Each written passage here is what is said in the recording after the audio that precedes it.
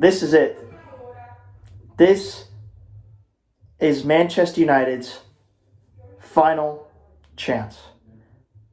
This is for the future of the club and for the future of our transfer window, the future of this club. While some people are calling it El Sucico, some people are calling it El Clasico, some people are calling it the worst Europa League final pretty much of all time. But I'm calling it one thing, and one thing for sure. A second chance. A second chance for Manchester United to right all the wrongs of this season and to escape with Champions League football and a trophy in what is their worst Premier League season of all time. Hello, everybody. Welcome back to E8 Football. I'm your boy, Ethan, and this is pretty much the final frontier. Manchester United against Tottenham Hotspur in the Europa League final in Bilbao. To decide the future of either club, to decide whether either club gets Champions League football or not, to decide whether each club or not gets a significant financial boost, and to pave the future for either club under their respective coaches. This game means everything. We cannot lose this game. If we lose this game, heaven knows what's going to happen to Manchester United in the future. I, for one, do not want to know. And I would be fine if we had to play any other opponent except for Tottenham Hotspur. Except for Tottenham. Why? Because this is basically a glorified Premier League match. And why? And people are saying, why are you so nervous? Because look at our record in the Premier League and look at our record against Tottenham Hotspur. Yeah.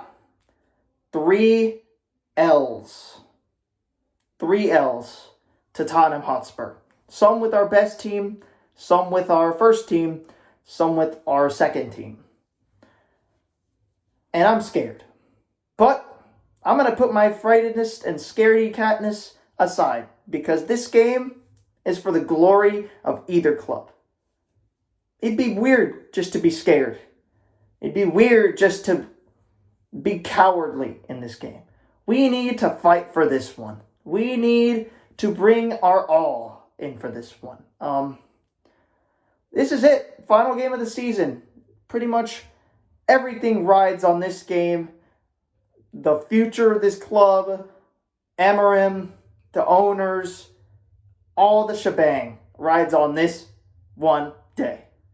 And let me just say this right now. If Manchester United lose this game and are responsible for Tottenham Hotspur getting their first trophy in what was probably about infinity years ago since they won the last one,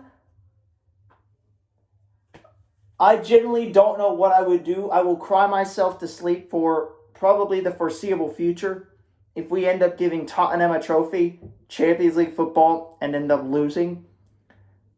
But to be fair, that sounds like the most Manchester United thing that could happen. So instead of being scared, I'm just going to embrace it. It's just going to be a really hell of a fun match, and we'll just have to see what happens. Both teams are going to go at each other's necks because I think both teams, this is a flip of a coin. Both sides of the scale are pretty much exactly the same. It all comes down on whether or not a mistake will be made or not. A red card determines the entirety of this match. A mistake determines the entirety of this match. The goalkeepers are going to be a huge factor in this match. The defense is going to be a huge factor in this match. And the front line is going to be a huge factor in this match. Like I said before, this is a Premier League match. And basically, this is a Premier League match, but under the refereeing and management of a Champions League game. And there are going to be fouls that are not going to be called that are called in the Premier League, but not in the Champions League. There are going to be fouls that aren't called in the Premier League, that are in the Premier League and are not called in the Champions League. There's going to be all sorts of penalty rules. There's going to be handballs that get given. It's just a Premier League match in someone else's backyard. And I'd say we have the advantage because we've played in Bilbao before and played the host there. We do have a slight advantage in terms of that, but other than that, a few injuries to Tottenham, maybe. Bergvall's going to be out. I think we do have the slight advantage in coming into this match. We might be considered the slight favorites, but only just by a little bit. Yeah, it just depends on who wants it more. They're going to have injuries. Kulusevski, Bergvall was out just this morning, reported by Fabrizio Romano. And we just got a huge injury boost as well. We're going to have Xerxes back, we're going to have Dalot back, and we're going to have Euro back. And that is exactly what we needed coming into this, because this match is going to be crazy because we need to start the best possible team. I don't care about injuries. I don't care about anything other than that. If you are fit to play, and if you're not hurt, you are going to play, because this is pretty much it. The final boss. All it takes is one slip up and we've lost the game. Because in every other game we've played against Tottenham, someone has made a stupid mistake and it resulted in Tottenham winning every other game. Am I confident at all? Well, you could say so. I mean, yes, we've lost to Tottenham 3 times, but this time is different. I feel like this time has more implications. We've got, I think we've got the better team, like, overall, in terms of overall skill, but in terms of managerial stuff, I do think Postecoglou has a bit of a grasp over Ruben Amorim, just because he spent more time with Tottenham Hotspur and knows pretty much the rules and ins and outs, whilst Amorim inherited Ten Hag's squad. So we're just going to have to see where it goes. Manchester United's entire season depends on this. A second chance, like I said at the beginning, and I just can't wait to see this match. I'm so excited for this one. You can see I'm sweating. Oh my goodness, I'm glowing because of how sweaty I am. I'm just so ready for this. And no matter what happens, if we lose and if we fade into obscurity, I'm still going to stay with Manchester United. Still going to keep following them. I'm still going to keep following Barca. I'm still going to keep following any club that I love because they are my clubs. And if Manchester United fade into obscurity, I'm still going to follow them. Yes, we're probably going to end up signing Delap either way, which I really don't like, but what can I do? I mean, I'm just a fan, like many of you guys. I can't do much if the owners are on crack. So, yeah, let's move on to my predicted starting 11. In goal,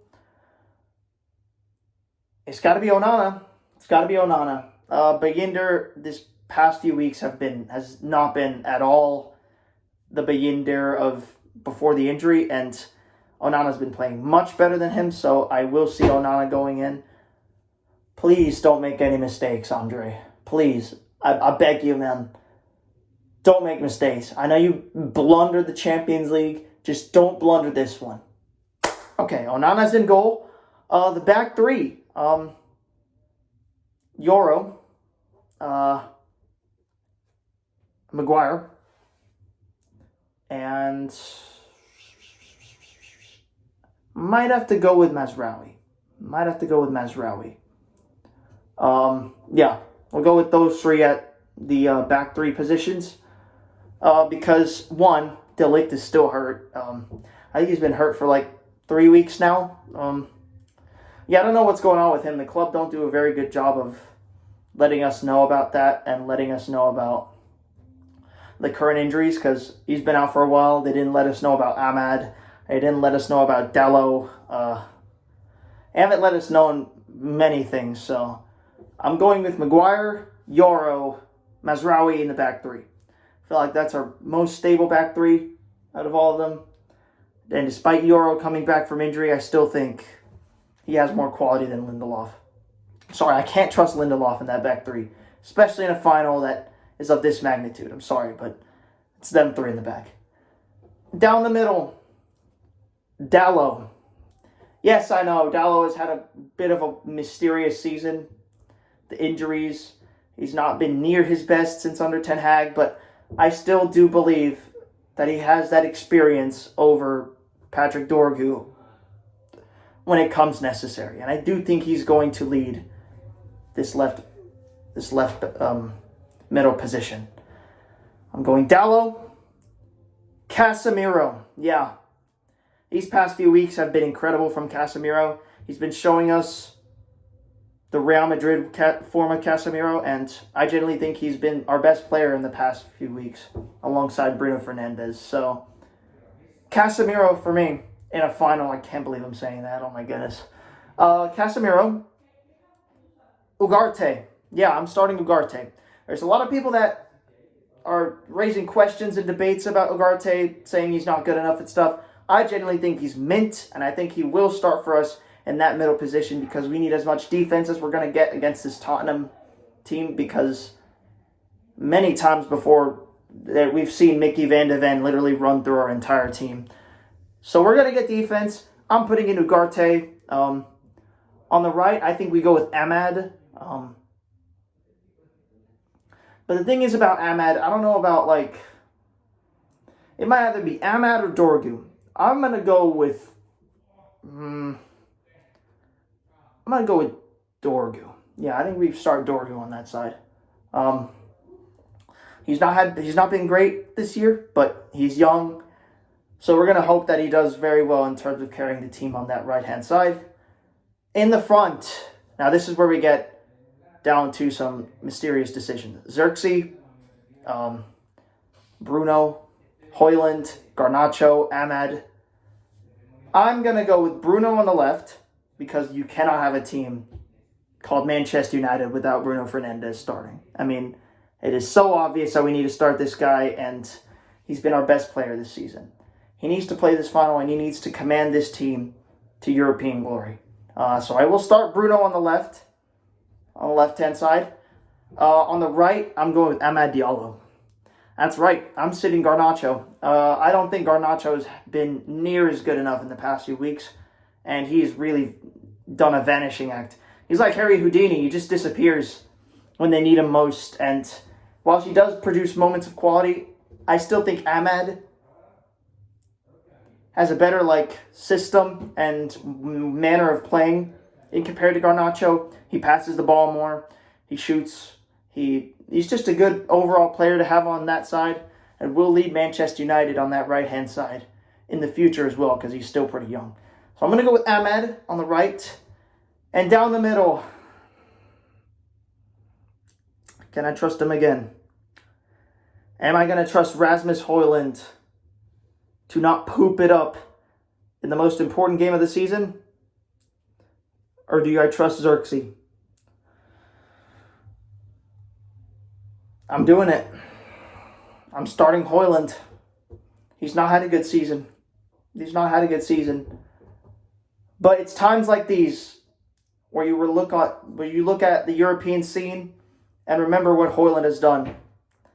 He's done works in the Champions League last season. He's actually scored a lot more in the Europa League, and that's why I'm starting him over Xerxes, despite Xerxes being much better as an overall player.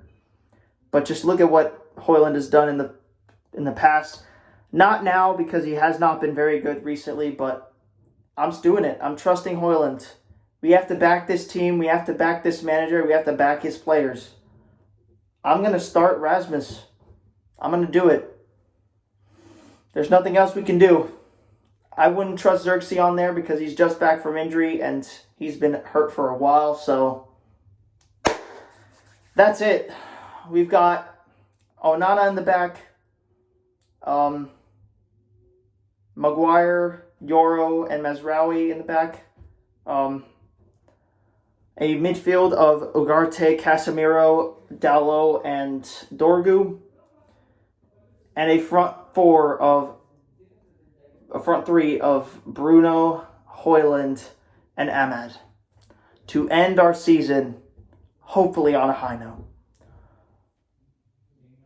This is it, baby. El Suckico is upon us. Will Manchester United get out of this one alive, or will we lose to Tottenham, giving them their first trophy and fade into oblivion? This is it.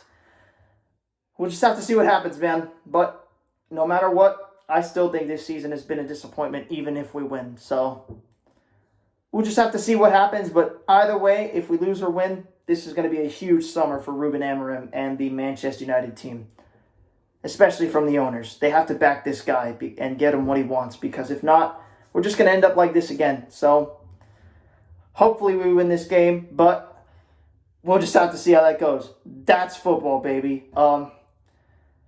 Go Manchester United. I will see you guys tomorrow for the review of the game after it's done, for the reaction. Until next time, bye-bye.